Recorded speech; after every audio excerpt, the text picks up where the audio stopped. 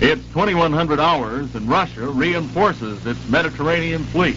AFVN News compiled from commercial and military news agencies with Army Specialist Bob Lawrence.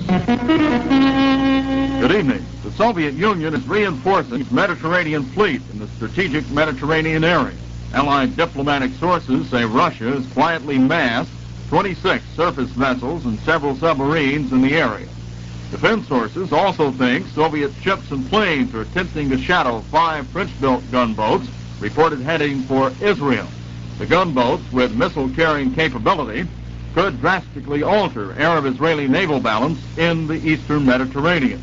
Russian ships are reported spreading across the Mediterranean, continuing surveillance on the American Sixth Fleet. The Soviet Union moved much of its fleet out of the same area only 2 months ago, but experts say it wants to keep its Mediterranean sphere of influence, and it wants the U.S. to clear out of the area. Those 5 Israeli-manned gunboats traveling through the Mediterranean from the French port of Cherbourg should arrive in Israel today or later this evening. That's the expectation of some Israelis.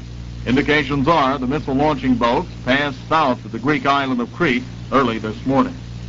South Africans have been put on notice against any attempt to speculate in gold. This came when the U.S. and its major trading partners announced agreement on a $35 an ounce floor for newly mined South African gold. The action came through the International Monetary Fund and applies only to gold mined in South Africa. But indications are it'll effectively set a floor for the entire free market gold price at $35 per ounce. 2 weeks of work and rest confront President Nixon at the Western White House. High on the business side of the President's stay at San Clemente, California, is preparation of the State of the Union address he'll deliver to Congress in January. Another assignment is a budget message that'll follow his congressional speech. The chief executive appeared in good humor as he arrived in California today from the nation's capital. Some 3,000 persons turned out at the airport to greet him. Regarding the president's passage earlier today of the massive tax reform bill, Mr. Nixon had some comments on the whys and wherefores of his passage. We got a report on this from Hal Walker. With the Congress in year-end adjournment, Mr. Nixon performed solo at the tax reform bill signing ceremony today, avoiding the potential embarrassment of having to invite the congressional Democrats who put into the tax bill more relief and less revenue than he had asked for. The critical moment for this legislation came after the Senate had passed a totally irresponsible bill that would have led to a sharp increase in the cost of living for every family in America. In a letter to the leaders of the Congress, I left no doubt that I would veto this bill.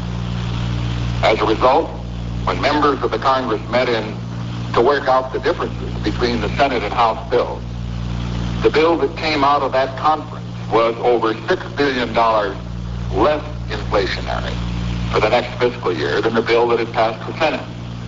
Seldom is any piece of major legislation fully satisfactory to a president. And this bill is surely no exception. I have signed it because I believe that on balance it is a necessary beginning in the process of making our tax system as fair as possible to the taxpayer. Mr. Nixon also pledged that he will submit a balanced federal budget for next year and will take whatever action is necessary to do so. He did not specify what that action will be, leaving open both options of new taxes and reduced expenditures. Clearing his desk of other pending matters, Mr. Nixon then signed into law the Coal Mine Health and Safety Act of 1969 and a $69 billion defense appropriations measure. And he and Mrs. Nixon climbed aboard Air Force One for California, leaving behind a cold and wet capital city. Hal Walker, CBS News, the White House. Vice President Agnew and Philippine President Marcos, passing mutual compliments, have conferred today in Manila. Mr. Agnew has left Manila to visit a Rice Research Institute and fly over the Bataan and Corregidor battlefield areas. And in the war in Vietnam, 1st Air Cav Division gunships and soldiers, aided by tactical airstrikes and artillery, accounted for 61 enemy killed yesterday in the action in 3 corps. 2 Americans were killed, 2 wounded in those clashes.